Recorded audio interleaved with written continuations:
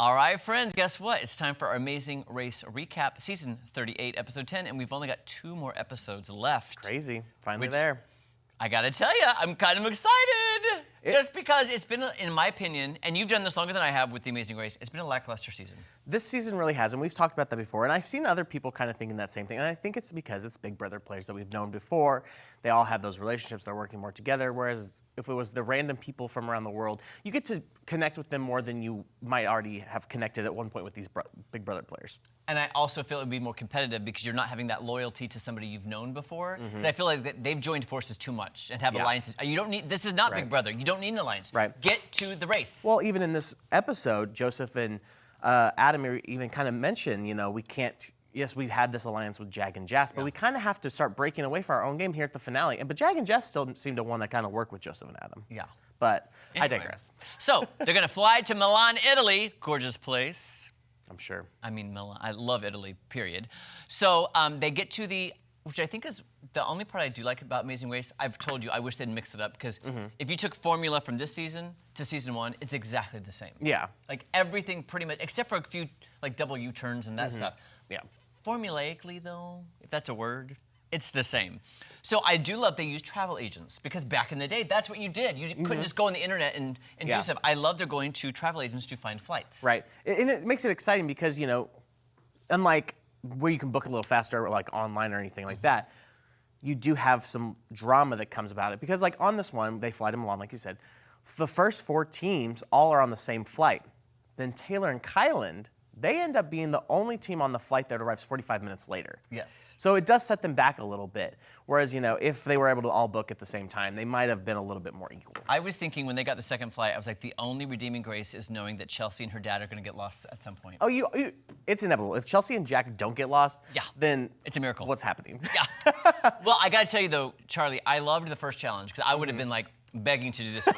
I love, my grandmother's a florist, my aunt is a florist, I love flowers. This roadblock, who wants to pin their hopes on this roadblock? I loved it, I was in, it was gorgeous. I think I would have struggled just because you have to replicate so much with the exact flowers, the amount of flowers to this one handmade one-of-a-kind dress. Now, we do have to point out for this one, though, the biggest kind of thing, everybody's kind of struggling, you know, getting the right number of flowers and everything, but the biggest thing that does come about is with Adam. Yeah.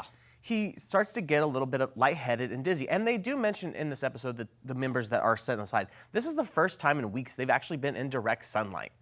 Okay, I see what you're saying. Yeah. So, they've been in more shade.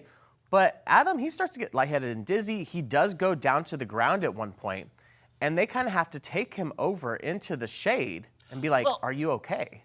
Didn't it happen a couple times? It happened a couple times, yeah. The first time they took him over, and then he went back, and then it happened again, and that's when they took over his mannequin, actually put him in the shade instead of making him go back in the sun.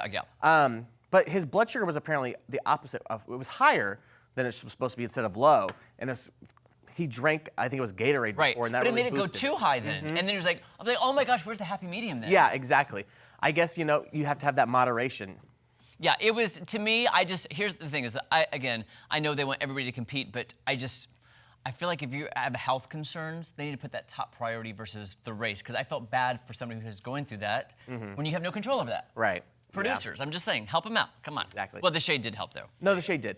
So then after our flower dress, we do go to roadblock number 2. No detour this time.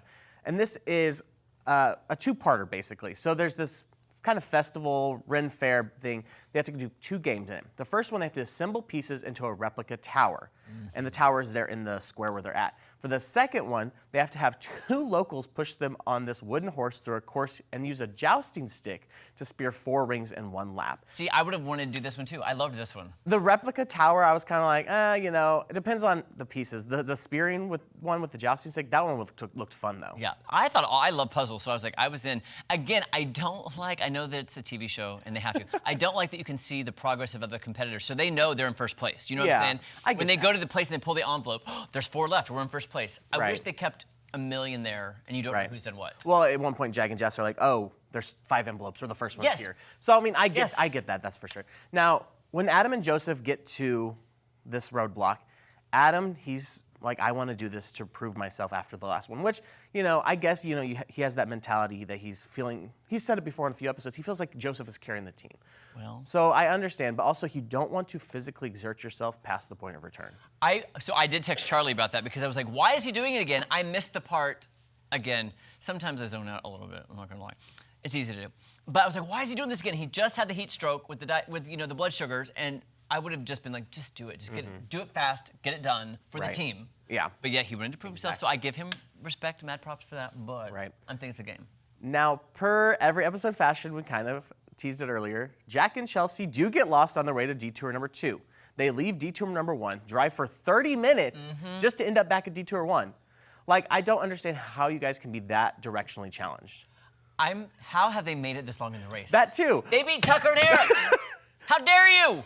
It baffles my mind every time that how much they get lost, but they've still gone so far in this race. I know. It's shocking. It is. It really is. And then, I loved the next one because they had to build Da Vinci's bridge, which I thought was so genius. Like, I want to make one of these on my own now, just for fun. And I couldn't find a picture from the episode. So if you don't know, this is what a Da Vinci bridge is. It's a self-supporting bridge, and this is what it looks like. So it was pretty interesting to see how, I don't know, I would have kind of, I feel like, struggled to figure out the exact way to start it.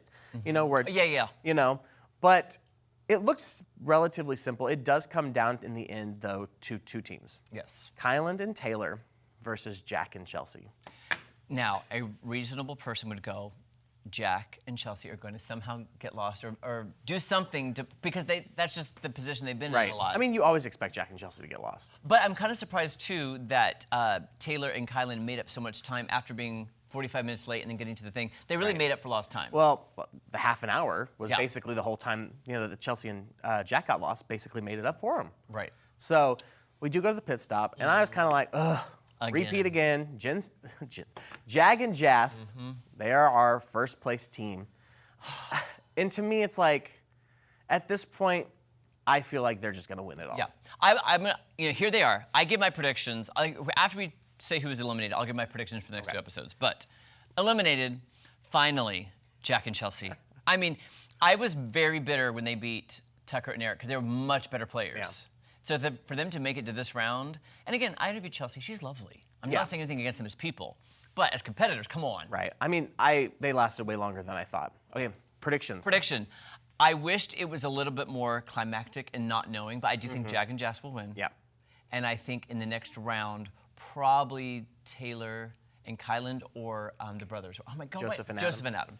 I think Taylor and Kyland will go home this week, and I think it will be Izzy Page, Jag Jas, and Joseph and Adam. Can I just say too, what a great repairing of Jag Jas, Izzy. I know. The whole Big Brother rivalry, which is awesome, great television for Big Brother fans. Also, in this episode, Izzy and Paige were like, nobody thought we'd get this far. We probably deep down didn't even think we'd get this far. And I applaud them for, they've kind of been the underdogs. They were at the back of the pack for the first half of the season, and they've really come up. I would like to see them win in all honesty now. I would like, at this moment, anybody but Jag and Jas win. I'd be happy. But I even text Charlie, I was like, I don't like any of them left, really. Right. Like, I'm not rooting. Yeah. I mean, I have nothing against Jag and Jas, but after Jas's Big Brother season, I was like, I don't really want to see him again on another show. But well, guys, 2 episodes left and another episode. The semifinals is what you could call it, I guess? I guess so, yeah. This Wednesday night on CBS. Don't go anywhere. More fun coming up right after this.